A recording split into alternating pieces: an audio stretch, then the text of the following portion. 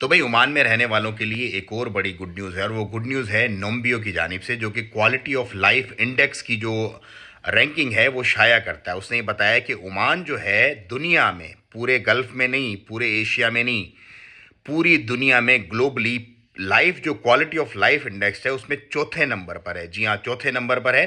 पहला नंबर जो है वो लग्जमबर्ग का है, दूसरा जो है वो डेनमार्क का है और तीसरा जो है वो नेदरलैंड का है। और चौथे नंबर पर क्वालिटी ऑफ लाइफ इंडेक्स में सल्तनत ऑफ ओमान है। मतलब ओमान में जो रहने वाले लोग हैं उनकी क्वालिटी ऑफ लाइफ जो है वो पूरी दुनिया में, ना कि सिर्फ खलीज में, ना सिर्फ एशिया में, बल्कि पूरी दुनिया में चौथे नंबर पर बेस्ट क्वालिटी ऑफ लाइफ जो है वो ओमान में रहने वाले लोग जो हैं वो एंजॉय करते हैं।